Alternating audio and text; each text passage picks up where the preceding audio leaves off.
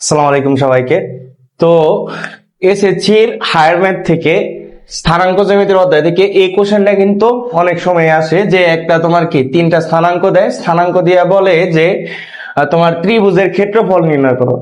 তো এগুলার ক্ষেত্রে আমরা কি করি, এইগুলোর ক্ষেত্রে আমরা যখন ত্রিভুজের ক্ষেত্রফলটা বের করি তখন আমরা কি করি যে হাফ ইনটু, প্রথমে কি আগে ভুজগুলা নেই, প্রথমে আমরা আগে ভুজ নেই -4, তারপর কি নেই কোটি 3 2 -2, তারপর কি করি যে ভুজ আর কোটি কি আবার আরেকবার করে লিখে দিই। তো এইভাবে আমরা কি করি, এইখান থেকে সমাধান করি আর এইভাবে গুণ করি, তারপর কি বিয়োগ করি, বিয়োগ করে সমাধান করে আমরা কি উত্তর আনি।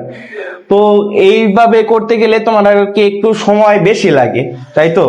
তো আমি আজকে একটা শর্টকাট ট্রিক্স দেখাবো যেটার মাধ্যমে তুমি অতি সহজেই করতে পারবা, এত সময় আর কি লাগবে না, এটার মতো লং প্রসেস হবে না, ঠিক আছে। তো আজকে আমরা ওই শর্টকাটটাই দেখবো, তো চলো করি। তো এটার ক্ষেত্রে একটা নিয়ম আছে, নিয়মটা কেমন যে তোমার যে একটা ভুক্তিকে তোমার যে কোনো একটা শীর্ষকে 0 0 বানাইতে হবে, যে কোনো একটা ভুক্তিকে তোমার কি করতে হবে 0 0 বানাইতে হবে, ঠিক আছে। ধরো যে এখানে x1 y1, আরেকটা আছে কি ধরো x2 y2।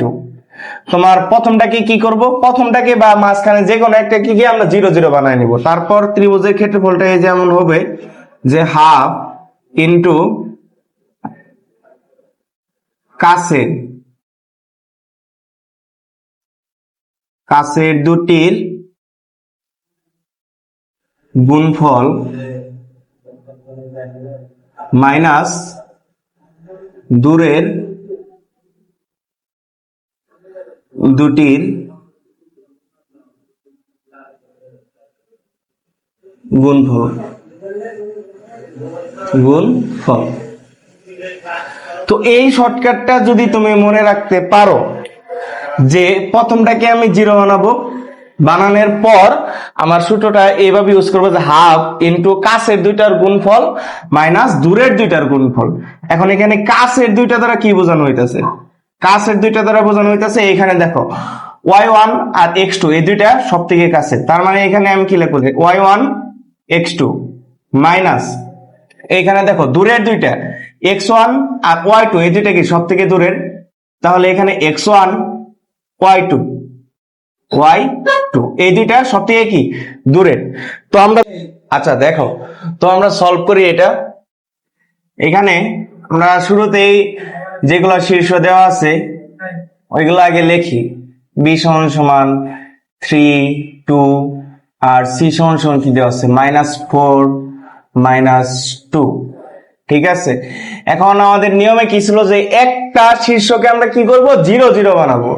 তো এটাকে যদি আমরা 0 0 বানাই তাহলে এখানে কি 1 থেকে 1 মাইনাস করলে কি আসবে 0 আসবে, এখানে 3 থেকে যদি 3 তুমি বিয়োগ করো তাহলে কি 0 আসবে। তাহলে এটা আমার এ কি আসলো, আমার 0 0 বানানো শেষ।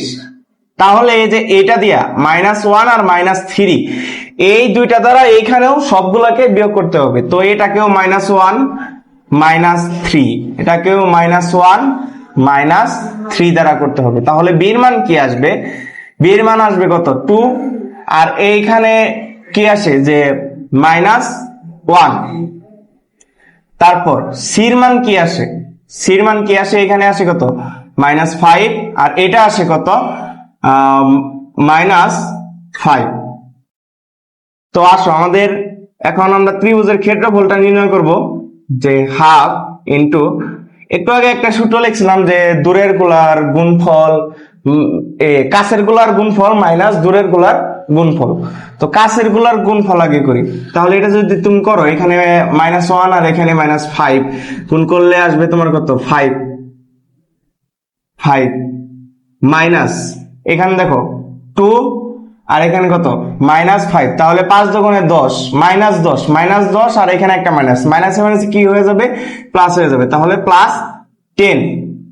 তো এটা যদি করো তাহলে এখানে আসতেছে কত 15/2 বর্গ একক।